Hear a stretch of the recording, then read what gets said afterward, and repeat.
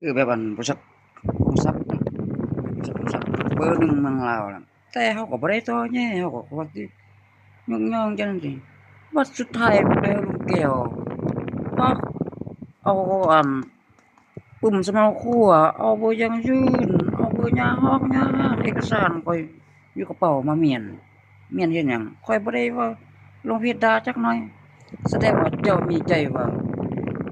เชื้อสายใหญ่เจ้าอยู่ไทยบ่เฮาผิดเถียงกับเจ้าชีวิตไทยแล้วนำเขาเท่าแหน่บางเทื่อเขาก็บ้าเขาค้ำซอกว่าสมัยตะกี้อาจจะนั้นฮอดเวลาแล้วมันไปคั่งเห็นหยังข้อยก็บ่ได้ด่าเจ้านะ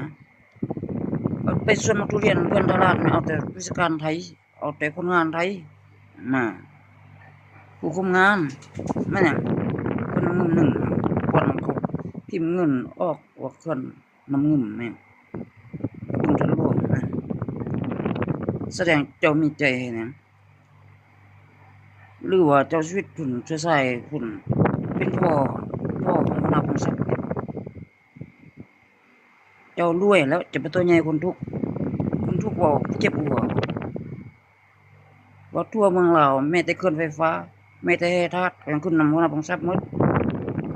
อันนี้แหละถึงว่าอายัดว่ากินเงินเจ้าเงินนายอยู่เมืองลาวน่ะว่าอายัดอยู่สิงคโปร์แม่นว่าจะส่งคืนให้เพชรสลัดแม่นเจ้าก็สิส่งคืนให้เจ้าเฮ็ดหายสร้างถนนหนทางให้รวยออกเรื่องอันเปอร์เซ็นต์ขึ้นไฟฟ้ามันเป็นงานทางแชตทางอันแอปทางอันนั้นนี่เขาบ่กล้าเว้าเขาลงอยู่นี่เขารู้หมดเรื่องแร่ธาตุโอ้หัวหน้าพงศักดิ์บ่รู้ว่าซื้อมาเขา50คันแสดงว่าเจ้าก็อาจจะโกงอัน หลายแล้วเจ้าจึงรวยเป็นเบอร์หนึ่งของเมืองลาวนั่นน่ะมันนักลงทุนนักธุรกิจใหญ่ว่ามีเงินว่าสายกรุงเทพอายัดอยู่สิงคโปร์แม่นแบบว่าบางบราเจ้านายบางคนนี่บ่ได้เงินย้อนที่เขาบีบเอาบีบในกับมือเห็นแต่ตัวเลขแต่บ่ได้เงินน่ะนะเขาบีบได้หรอกเงินมันเขาบีบเขาเฮ็ดขี้ม้ากินขี้ม้าเฮ็ดเป็นขี้เป็ดกินขี้เป็ดโอ้นั่นนั่นแหละ